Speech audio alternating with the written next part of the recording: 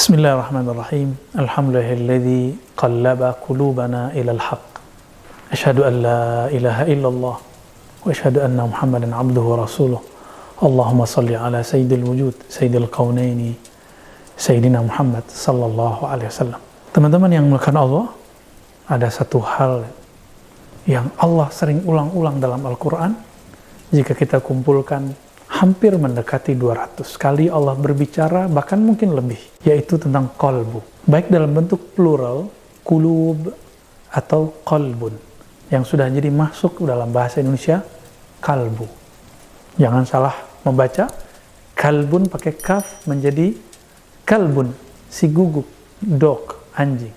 Tapi ini pakai qaf, qalbun. Qalbu ini disebutkan di dalam Al-Quran. Bahkan awal-awal surat dari Al-Baqarah itu memulai dengan itu. Fi qulubihim marad. Ya. Allah bercerita tentang orang-orang munafik, bahkan orang kafir sebelumnya. Khatamallahu ala qulubihim. Allah mengkhatam, menutup, mengunci mati kalbu orang kafir. Sedangkan orang-orang yang munafik, barangkali ada kemunafikan dalam diri kita. Insya Allah kita tidak masuk kepada kekufuran, tapi barangkali di dalam diri ini ada kemunafikan. Kita tidak tuduh orang, tidak mengarahkan, menyorotkan ayat-ayat ini kepada orang di kiri, kanan, depan, belakang, atau kelompok di luar kita. Barangkali ini masalah kita sendiri. Di dalam hati ini ada kemunafikan. Fi qulubihim marad. Di dalam hati mereka ada marad. Marad artinya penyakit. Sahabat-sahabat yang melakukan Allah, maka orang munafik itu dalam Al-Quran itu disebut orang yang hatinya berpenyakit. Jika penyakit ini tidak diobati, maka penyakit itu akan semakin akut lalu kronis. Jika sudah parah, maka tidak ada lagi obatnya.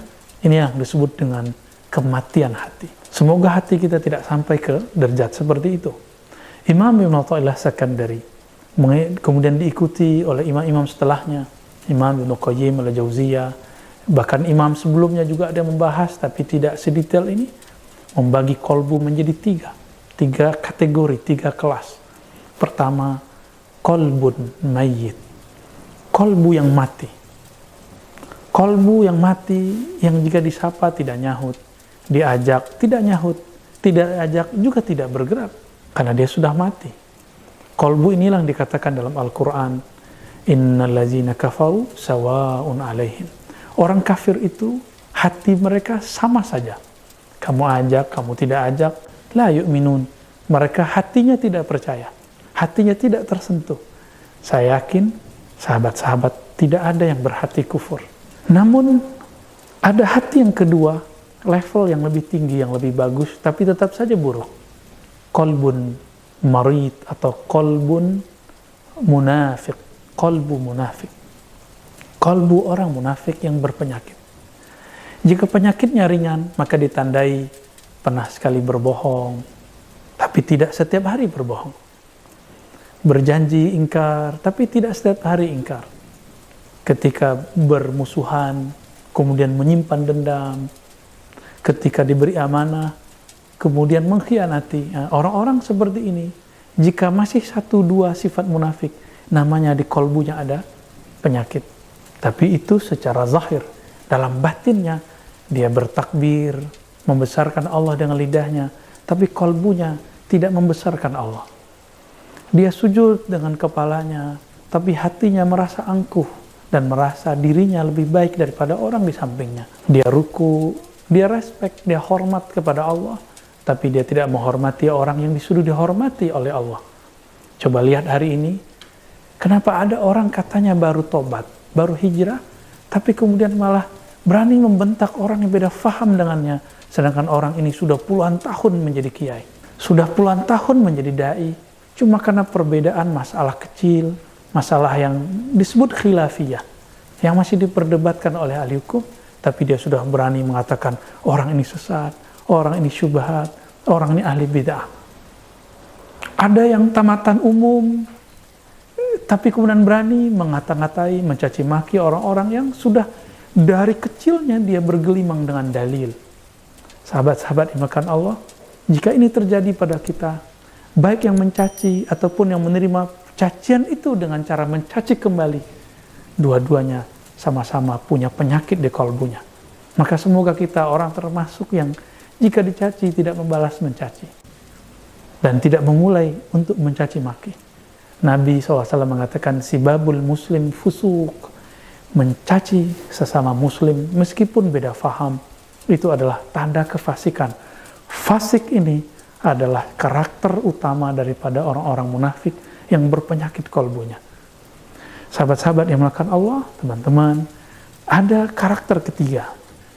Semoga hati kita Allah angkat dan Allah bersihkan, Allah sembuhkan menjadi kalbu yang ketiga. Kalbun salim, kalbun sahih. Kalbunya para nabi, kalbunya para sahabat nabi, kalbunya para pewaris para nabi. Meskipun kita nggak sekolah agama, meskipun kita tidak hafal Quran, tidak hafal 1000 hadis, 42 hadis, tidak apa-apa. Tetapi di kalbu jangan menyimpan pengkhianatan kepada Allah, merasa sombong kepada makhluk Allah, lalai mengingat Allah Subhanahu wa taala, merasa diri lebih pintar dari makhluk-makhluk Allah. Jika terasa itu sedikit berarti qabul penyakit belum sampai kepada qalbun sahih, qalbun salim. Salim dari kata salamah. Salamah dalam Al-Quran, ya, Allah menyebut dirinya salam. Apa itu salam? Imam Abu Hamid Al-Ghazali, Imam Al-Kushairi, Imam Zarruq dalam kitab Syarah Asmaul Husna mereka menyebutkan makna salam secara bahasa Arab, yaitu bara'atun min al-awrat wal-uyub, terlepasnya kolbu, terlepasnya Allah. Kalau itu assalam Allah, Allah terbebas maha suci dari aib, dari aurat, dari hal yang jelek, hal yang rendah. Jika itu pada kolbu, kolbun salim, terbebasnya kolbu dari aurat-aurat kolbu, penyakit-penyakit kolbu, kegelisahan-kegelisahan kolbu, kemunafikan-kemunafikan dari kolbu. Inilah kolbunya Sayyidina Ibrahim yang bergerak Al-Khalil. Ujiannya sangat berat. Sayyidina Ibrahim itu kekasih Allah, Khalil. Khalil artinya teman, kekasih Allah.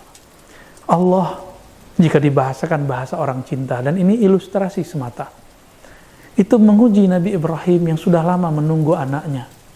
Ternyata anaknya lahir, beliau sudah tua. Di saat beliau sedang asik, sudah menikmati punya anak keturunan, apa yang terjadi? Allah meminta supaya Nabi Ibrahim menyembelih anaknya. Riwayat yang masyhur di kalangan ahlu sunnah itu adalah Nabi Ismail, tapi di sebagian riwayat yang dipakai Imam Tabari itu Nabi Ishak. Terlepas dari siapa Nabi yang benar dikatakan akan disembelih, ini adalah cara Allah menguji apakah Nabi Ibrahim lebih cinta Allah atau lebih cinta anaknya. Ternyata beliau selamat. Beliau terbebas dari cinta-cinta rendahan, cinta kepada makhluk. Di kalbunya hanya ada Allah. Inilah yang disebut qalbun salim. Maka sahabat-sahabat makan Allah, apa rahasia Nabi Ibrahim? Kenapa kalbunya salim? Ternyata qalbun salimnya Nabi Ibrahim bermula dari tauhid yang benar dan zikir yang tiada putus. Di saat beliau dilempar masuk ke dalam api, lafaz yang ada dalam lidahnya cuma satu kalimat. Hasbunallah wa ni'mal wakil. Hasbiyallah wa ni'mal wakil. Cukuplah Allah tempat aku bergantung, mengadu. Cukuplah Allah tempat aku mengadukan nasibku. Hari ini banyak orang ngeluh. Kena corona kah? Kena hidup susah kah? Penyakit kah? Kita mengadu kepada siapa? Mengadu kepada Allah atau mengadu kepada selain Allah? Tetap kita ambil asbab, sebab-sebab duniawi. Tapi batinnya jangan sampai berpaling dari Allah Subhanahu wa ta'ala. Allah memandang kalbu, jangan pernah palingkan kalbu dari muqallibal qulub. Maka berdoalah, ya muqallibal qulub, sabbit qulubana ala dinika wa ta'atik.